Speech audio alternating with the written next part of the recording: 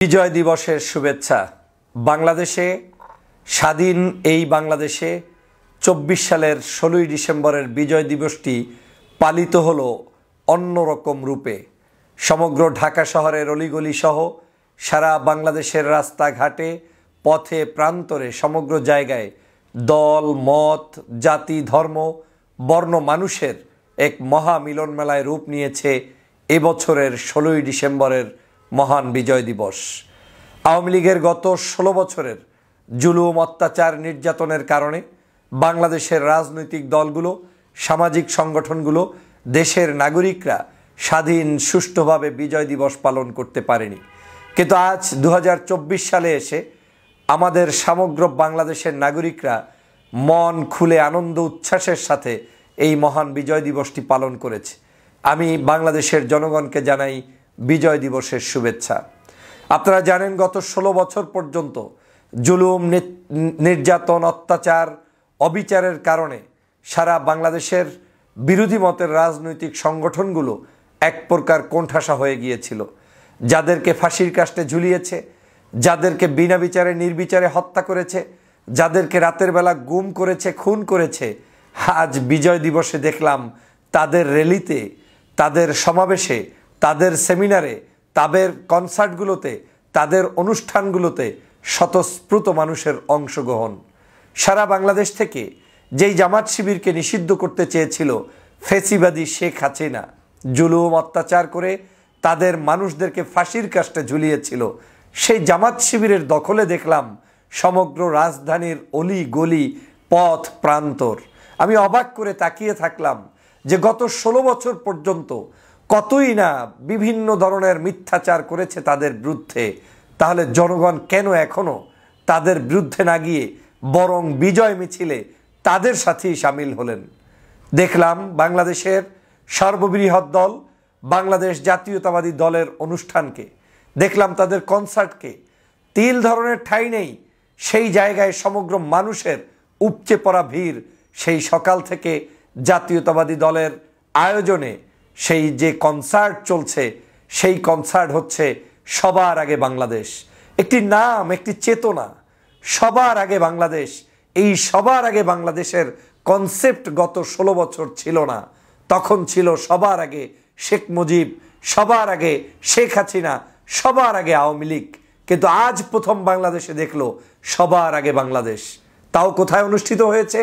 ঠিক জায়গা মতো, যেখান থেকে বাংলাদেশের আগামী দিনের রাষ্ট্র পরিচালিত হবে, যেখান থেকে সংসদ সদস্যরা দেশের জন্য, জনগণের জন্য কথা বলবেন, সেই সংসদ সদস্যদের যেই জায়গা জাতীয় সংসদ ভবন, সেই ভবনের সামনে মানিক মিয়া অ্যাভিনিউতে মানুষ আর মানুষ, উপচে পড়া ভিড়। মানুষের কাছে শুনে এসেছি, নিজে দেখে এসেছি, তারেক রহমানের সাহেবের সিদ্ধান্তেই এই নামটি হয়েছে সবার আগে বাংলাদেশ। তাহলে আওয়ামী লীগ কী করতে পেরেছে? ১৬ বছর পর্যন্ত যাদেরকে নিষিদ্ধ করতে চেয়েছে, যাদেরকে জুলুম অত্যাচার করে ধ্বংস করতে চেয়েছে, তারাই তো আজকের রাজপথ দখল করে মিছিল করছে, মিটিং করছে, আনন্দ উল্লাস করছে এবং তাদের দেশকে নিয়ে তাদের ভাবনাগুলো তুলে ধরছে। আজ দেখলাম বাংলাদেশের বৈষম্য বিরোধী আন্দোলনের নেতাদের নেতৃত্বে সমগ্র বাংলাদেশের বিভিন্ন জায়গায় তাদের দেশপ্রেমে উজ্জীবিত হওয়া সাধারণ শিক্ষার্থীদেরকে নিয়ে র্যালি করতে। কই, আওয়ামী লীগের সময় এইরকম কোনো মানুষ তো র্যালি করতে পারেনি। আমি দেখেছি ঢাকাতে নাগরিক কমিটি, তাদের বৈষম্য বিরোধী আন্দোলন সহ বিভিন্ন সংগঠনগুলো তারা যেভাবে স্বতঃস্ফূর্তভাবে একটা দেশকে রিপ্রেজেন্ট করছে, সমগ্র ঢাকা শহর অলিতে গলিতে আলোকিত করেছে, সাজসজ্জা করেছে, মনে হয়েছে যেন আমাদের সকলের হৃদয়ে একটি দোলা তৈরি হয়ে গিয়েছে। এই দোলাটাই আমরা গত ১৬ বছর উপভোগ করতে পারিনি। এই আনন্দটাই আমরা গত ১৬ বছর করতে পারিনি। আজ বাংলাদেশের সমগ্র জায়গায় যেই আনন্দটা হয়েছে, এরকম একটা আনন্দের জন্যই ১৯৭১ সালে বাংলাদেশের স্বাধীনতা হয়েছিল।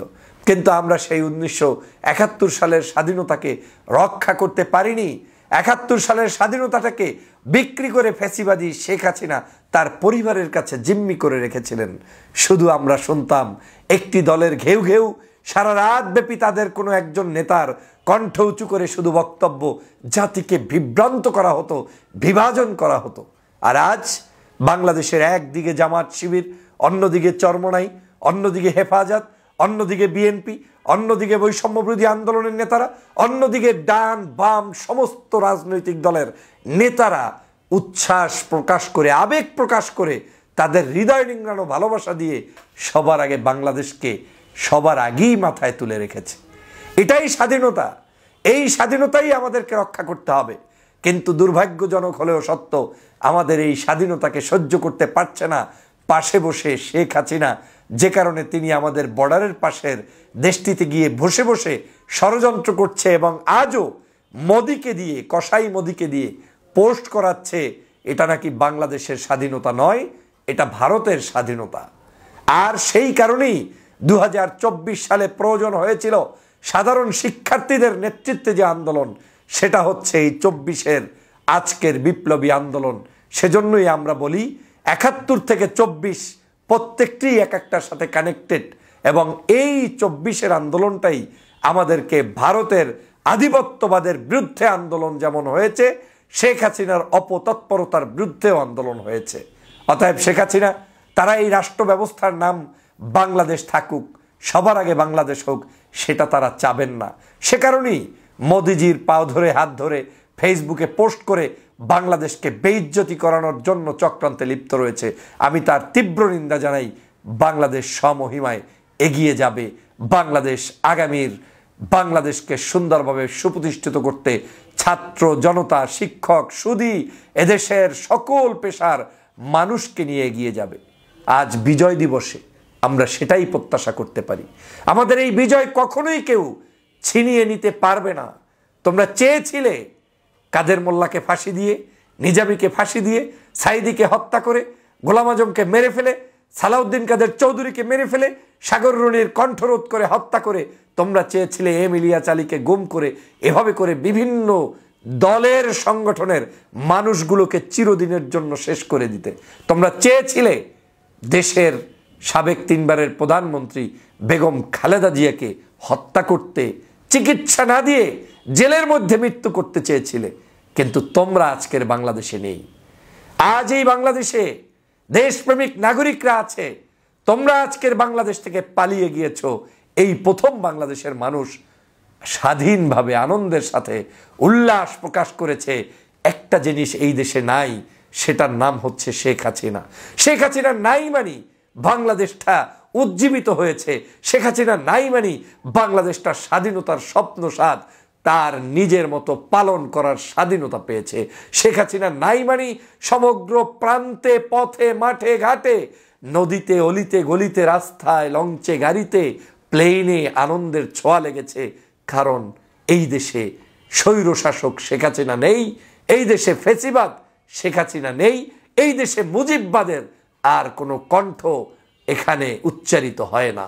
অতএব এটাই আমাদের স্বাধীনতা। আমরা এই স্বাধীনতার জন্যই লড়াই করেছি। সকল বৈষম্যের অবসান ঘটিয়ে স্বাধীন বাংলাদেশকে এগিয়ে নিয়ে যাব আমরা, সেই প্রত্যাশা ব্যক্ত করছি। সবাইকে ধন্যবাদ। আল্লাহ হাফেজ।